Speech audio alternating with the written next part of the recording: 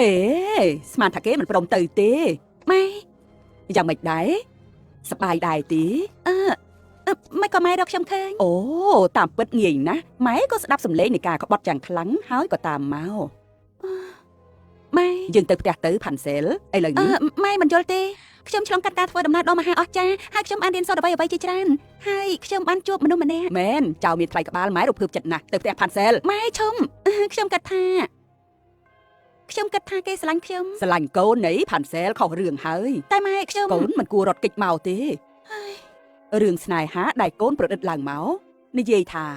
កូនល្ងងហួសនឹងនៅបានគេនឹងអីស្រឡាញ់ឯងឈប់មើលទៅ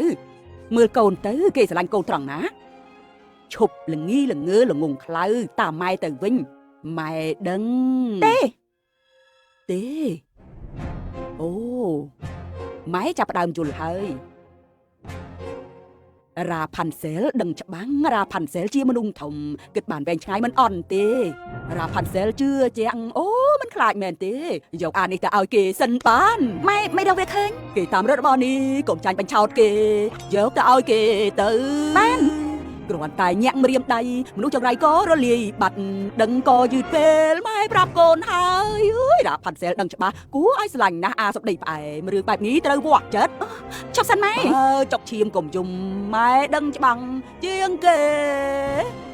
ម៉ែដឹងច្បាំង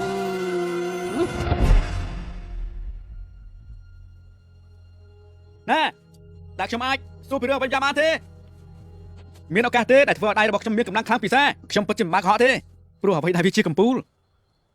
អេកាត់អីហ្នឹងអូសំទោអត់អីទេខ្ញុំគ្រាន់តែផ្លឹកតែប៉ុណ្ណោះឯងឥឡូវចេះណាបើជាកំពូលមនុស្សដែលមានមុខស្អាតបានខ្ញុំណាមានយល់មកហើយកើតមកសង្ហាកំពូលមនុស្សដែលមានធម៌ពលនាងសាគិតមើលទៅវាបានបណ្ណាទៅ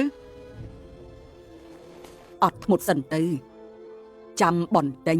ត្រូវតែជារបស់យើងហើយ